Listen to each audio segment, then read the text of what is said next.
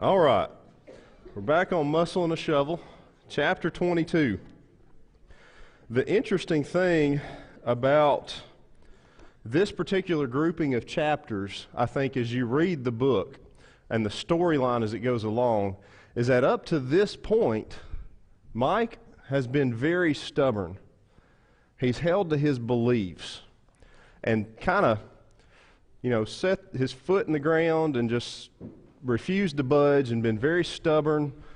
And now in these 4 chapters, you're starting to see him kind of soften a little bit and be more open to things. And the biggest thing I think you're starting to see with him is that he's starting to think for himself. And he's starting to ask questions. He's starting to have an open mind. And you start to see what he's coming up with. So we talked about in chapter 21, he starts to realize by studying Acts 2:38 and the meaning of the word ice, he's starting to realize that it takes muscle and a shovel to get down deep into the Word. And why don't people make more of an effort as if their eternity depended on it? In the next chapter, he starts to get into unity. And he starts to talk about the Lutheran minister that he asked the question to about unity and Jesus being the vine. And the Lutheran minister said that the denominations were the branches. Well, we know that's not the truth. In fact, tonight we're going to start in John chapter 17. You can go ahead and be turning there. And we're talking about unity.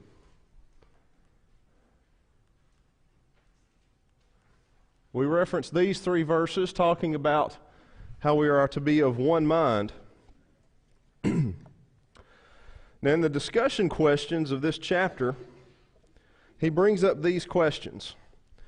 We often talk about the many splinter groups found in the denominational world. How many different groups are in the body of the Lord? 1. Should be 1.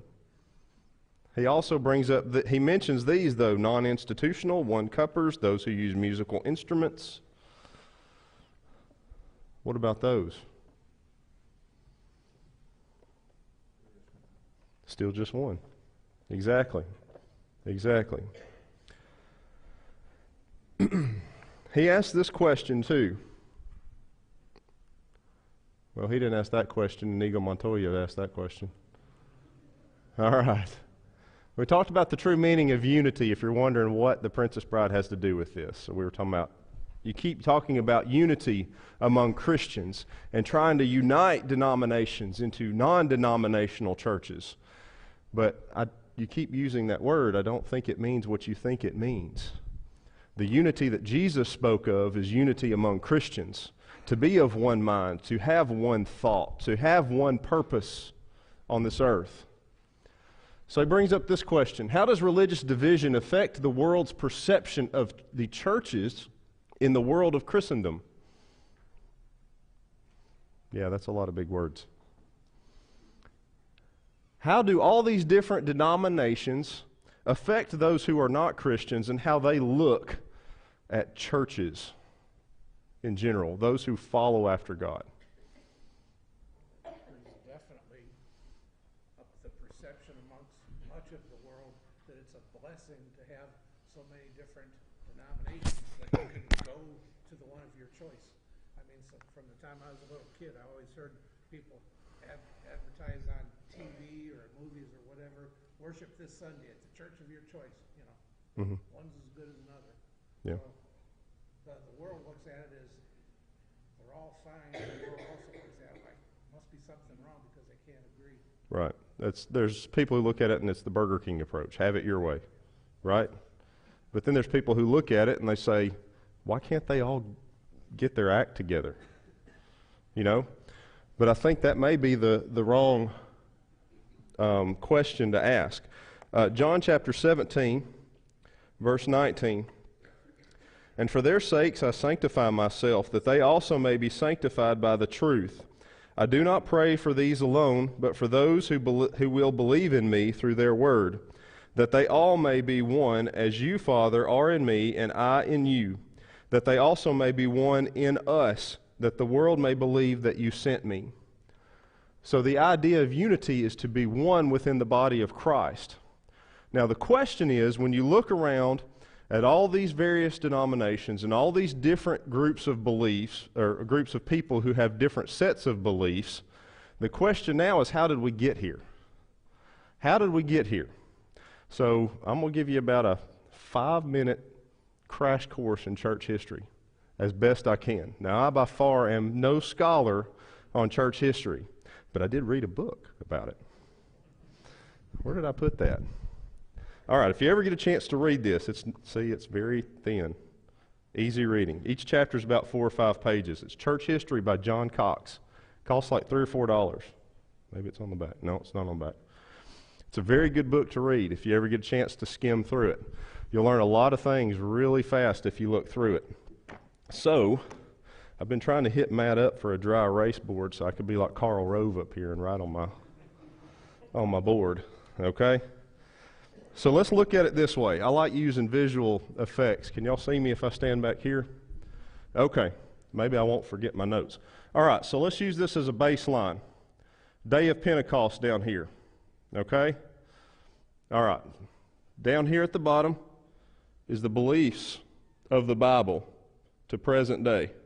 I know y'all can't see me writing that, but I'm writing PD for present day. Okay? Now, from the day of Pentecost on until about the 2nd century, okay, we'll mark the 2nd century right here. There were a group of elders who got together and met and decided that in their meetings they needed to have one person preside over the entire meeting. And they decided to give that some distinction, and they called him the bishop. Okay? And he presided over all the meetings. So you get this small deviation from what the Bible suggested as the leadership of the church, being groups of elders, deacons who serve in those offices. Okay? All right, so the bishop would increase until he got more of a territory called a diocese. Okay, and all these territories decided, well, we've got all these bishops now over these territories. Well, we need to have somebody that kind of gets together in a council and decides what they need to do. So all the bishops get together and they start to share information on what they were going to do about certain things. So they have these councils, and then the councils would elect someone to preside over that. So you see an even further deviation from that. Well, all of these councils started to develop more and more, and by the 4th century, you have these offices now called patriarchs, and there were 5 patriarchs in 5 major cities of the Roman Empire. Okay? Now, 2 of these major cities fought over who should be the main patriarch. And in about 600 AD, I believe it was, the patriarch that was in Rome decided that he would take his own name, and he would be called Papa, or Father, which eventually would be transliterated into Pope.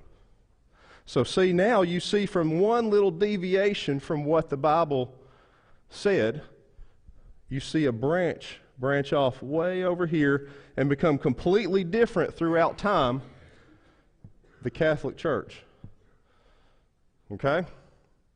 Now, you have that through the Dark Ages. You have Constantine come along in the 300s, and he is the Roman Empire who took up Christianity, and you start to see that the secular government leadership start to be combined with religious beliefs. So now everybody's getting on the bandwagon, because if you're going to be anybody important, you got to be in good with the Roman emperor, right? So you're going to adopt his belief system whether you really want to or not. So that led to a lot of people hypocritical in nature who would follow after that. So in some ways it was good and bad that Constantine converted to Christianity, because it caused persecution to stop. But then you see this union of government and religion, okay? And that starts to carry you through the Dark Ages. And through the Dark Ages, you have popes who fought with kings and who felt they should anoint who was supposed to be king, and so on and so forth. Well, that brings us to 1455. One of the biggest things that happens in the year 1455 is Gutenberg invents the printing press. Because up till this point, you had to take somebody's word on what the Bible said. Well, now they can mass produce them. People can start to read for themselves.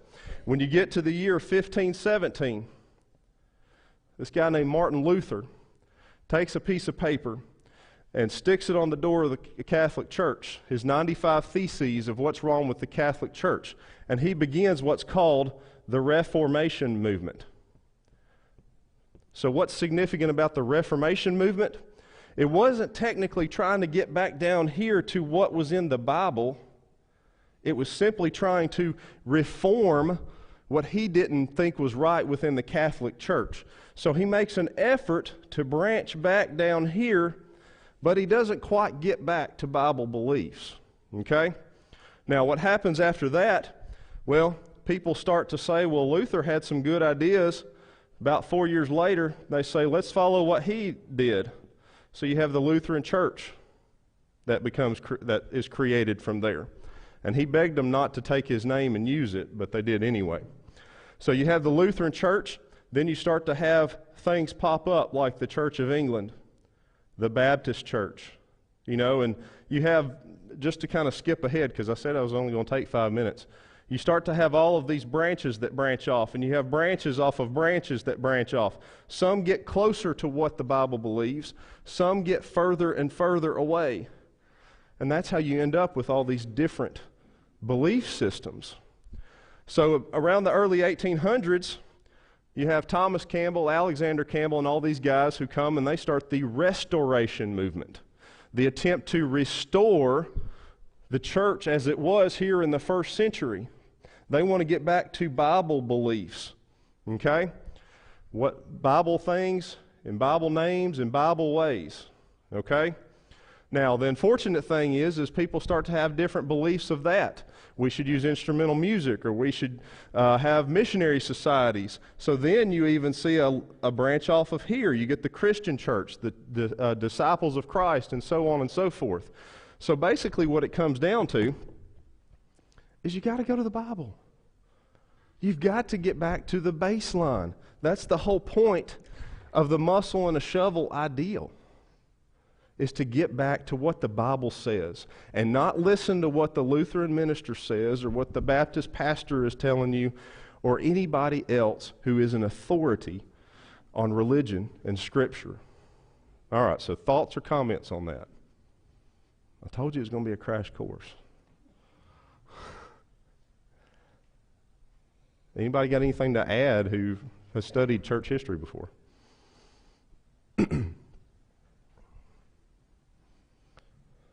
All right. So, with that being said, yeah.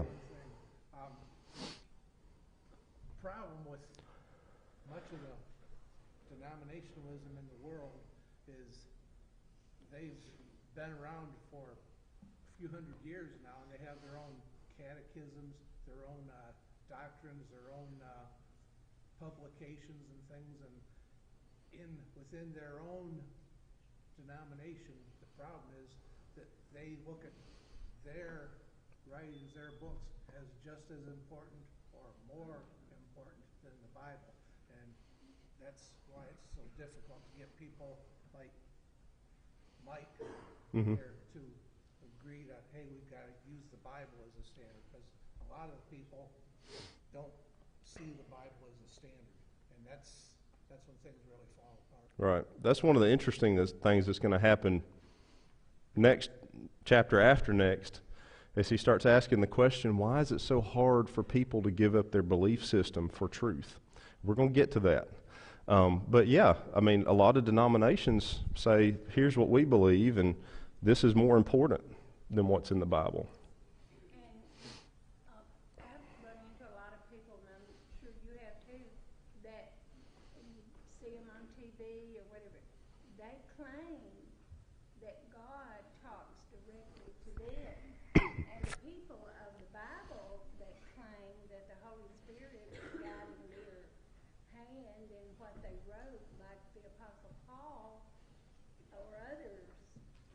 That really were guided proof. They could perform miracles, and the people that claim that God was speaking to me, you don't have any, you say, well, you say that. Where's the proof? And the Bible itself lets you know that, all Scripture is given by inspiration of God and is profitable for doctrine, for reproof, for correction, and instruction in righteousness. Mm-hmm. That the man of God may be perfect, thoroughly furnished to every good work. That's a thing that they just don't. That Scripture claims itself to be Right. and was verified by gifts from God. And the people who just say, well, God told the Pope this or whatever,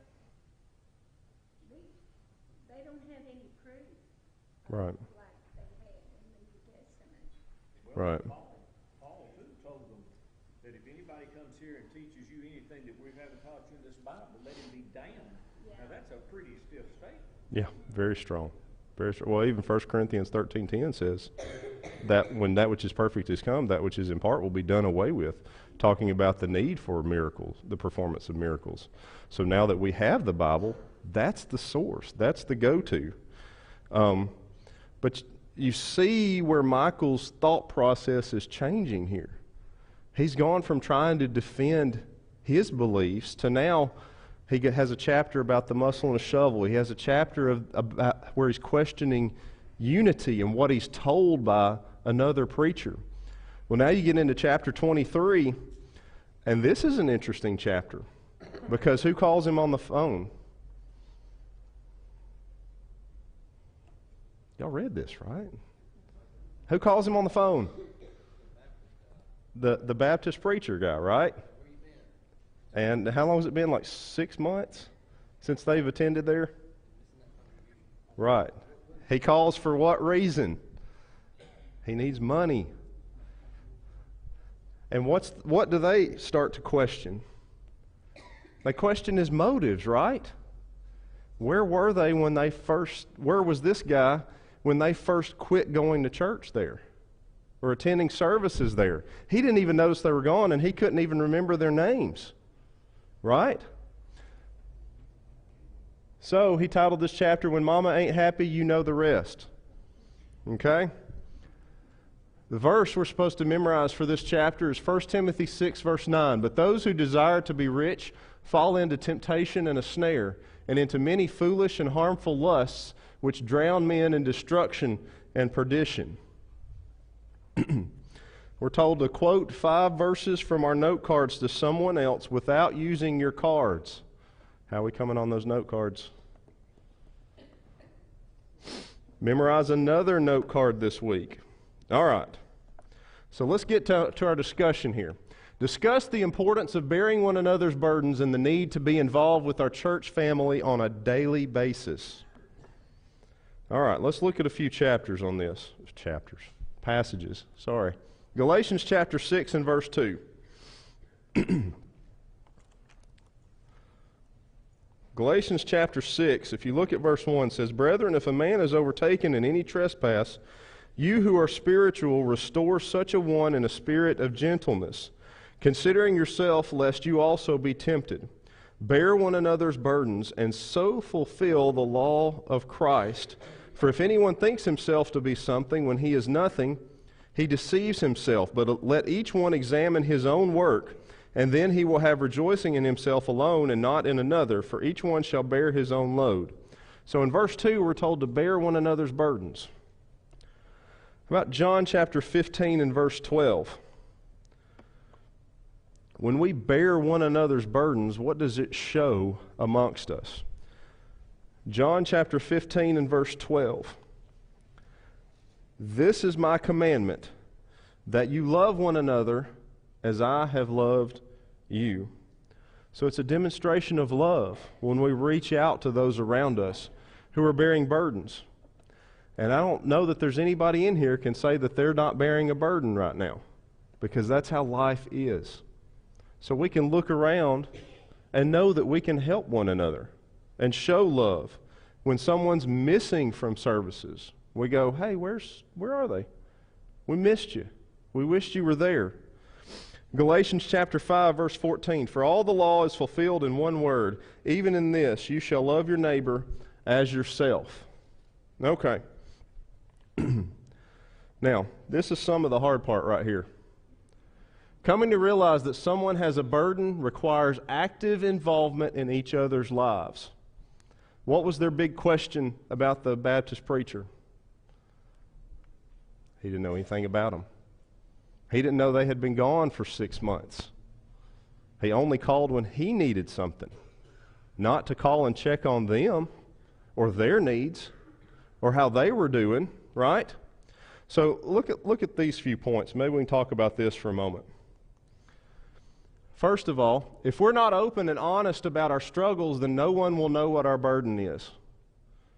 Are we the type person that keeps everything to ourselves? I can handle it. I'll take care of it. I'm not going to trouble somebody else with what I'm going through. Is that really the spirit that we need to have?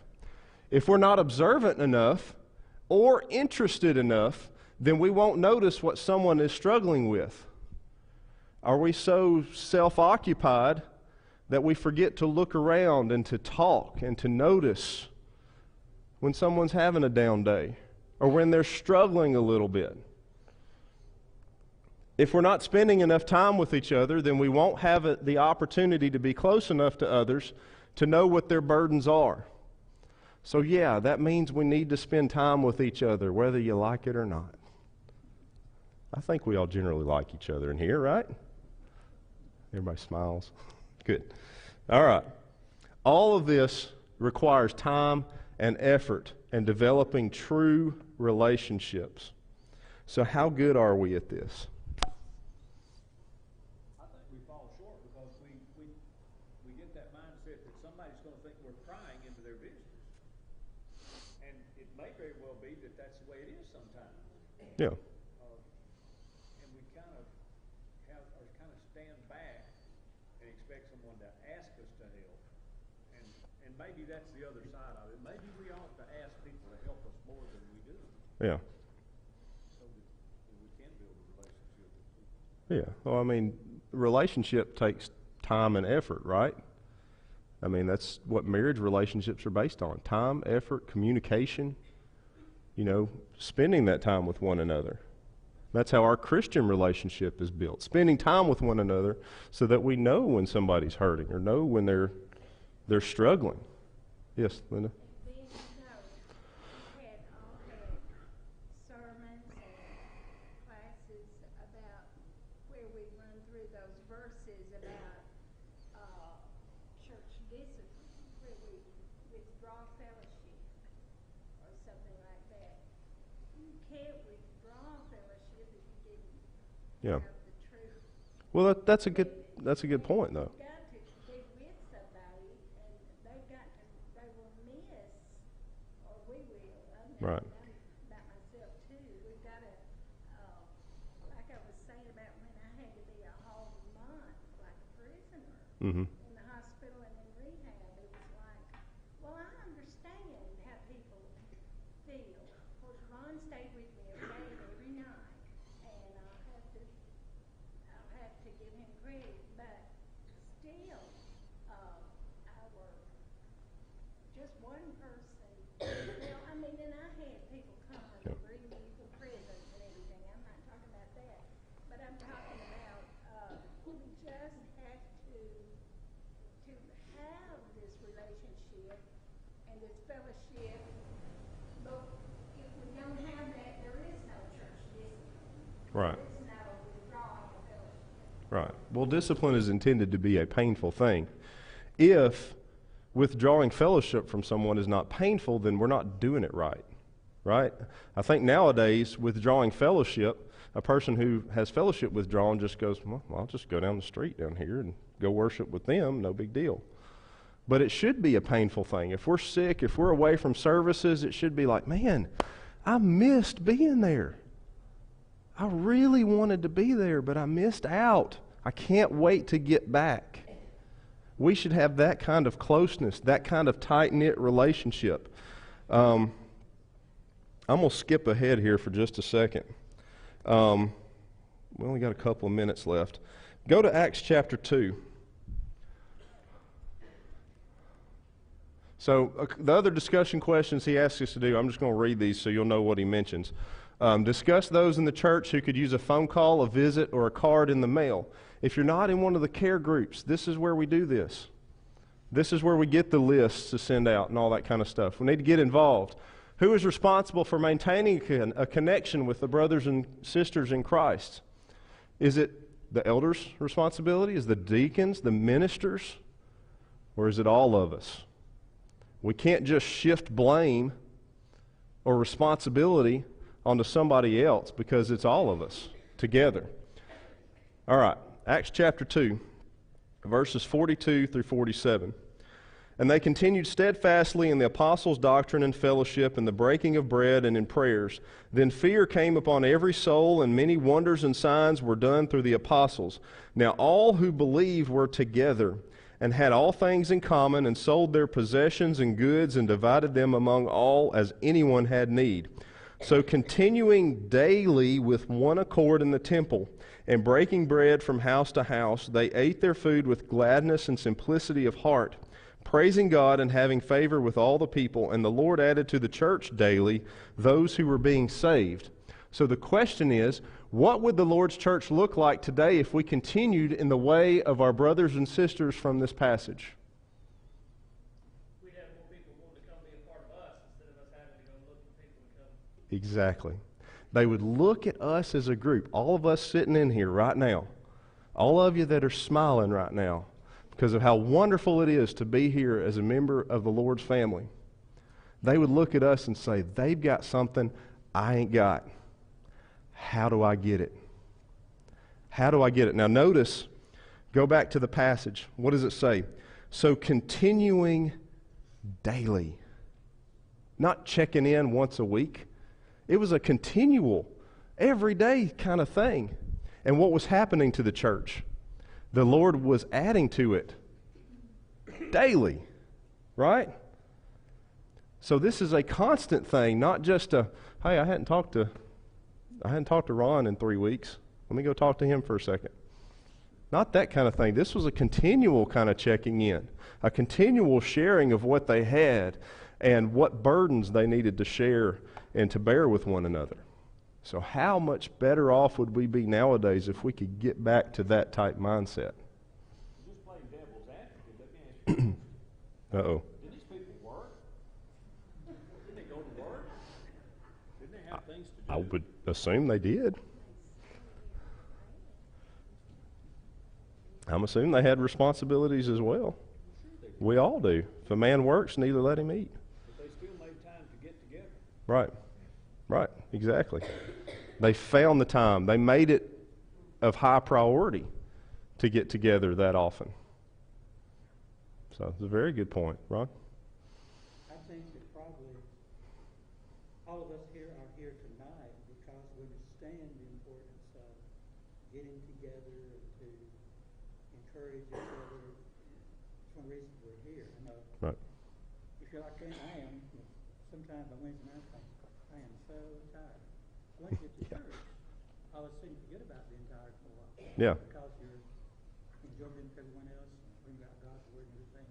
Mm-hmm. Say, rejuvenation period. Yeah, well, it is. It gives you a little bit more energy. It gives you a little more pep to make it through the week. But bringing it back full circle, go back to the thought process of the Baptist preacher and how they were really put off that he only checked in when he needed something.